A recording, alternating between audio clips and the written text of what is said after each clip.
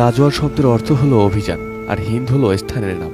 1400 বছর আগে বর্তমান ভারত, বাংলাদেশ, মায়ানমার, শ্রীলঙ্কা, আফগানিস্তান, পাকিস্তান, নেপাল ও ভুটানকে বলা হতো হিন্দ, অর্থাৎ ভারতীয় উপমহাদেশকে বলা হতো হিন্দ বা হিন্দুস্তান। পবিত্র হাদিস শরীফে গাজওয়াতুল হিন্দ সম্পর্কে বলা হয়েছে, এটা হবে পৃথিবীতে কাফের বা মুশরিকদের সাথে মুসলমানদের বৃহত্তর জিহাদ।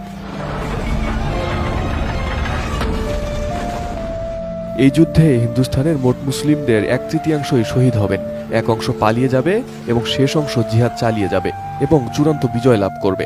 সুনানে নাসাই এবং অন্যান্য হাদিস গ্রন্থে এসেছে, রাসূল সাল্লাল্লাহু আলাইহি ওয়াসাল্লাম বলেছেন, আমার উম্মতের একটি দল হিন্দে যুদ্ধ করবে, আল্লাহ তাদের বিজয় দান করবেন, তারা ভারতবর্ষের রাজাদের বন্দী করবে এবং আল্লাহ তাদের ক্ষমা করে দেবেন। কিন্তু এই যুদ্ধ এতটাই ভয়াবহ হবে যে অল্প কিছু সংখ্যক মুসলিমই বেঁচে থাকবেন বিজয়ের উল্লাস করার জন্য। অন্য বর্ণনায় আছে, গাজওয়াতুল হিন্দ হিন্দুস্তানের চূড়ান্ত যুদ্ধ। রাসূলুল্লাহ সাল্লাল্লাহু আলাইহি ওয়াসাল্লাম একদিন পূর্ব দিকে তাকিয়ে বড় বড় নিঃশ্বাস নিচ্ছিলেন।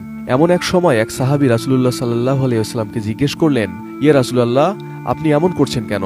রাসূলুল্লাহ সাল্লাল্লাহু আলাইহি ওয়াসাল্লাম বললেন, আমি পূর্ব দিকে বিজয়ের গন্ধ পাচ্ছি।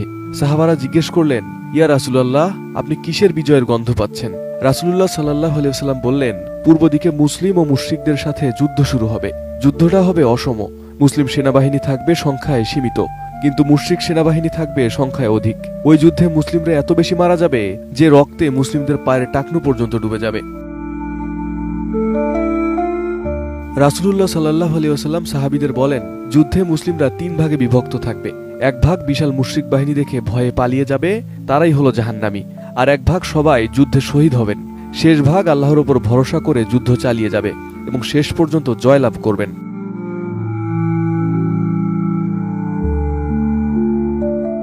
রাসূলুল্লাহ সাল্লাল্লাহু আলাইহি ওয়াসাল্লাম এই যুদ্ধকে বদর যুদ্ধের সমতুল্য বলেছেন। তিনি বলেছেন, ওই সময় মুসলিমরা যে যেখানেই থাকুক না কেন, তারা যেন সেই যুদ্ধে শরীক হন।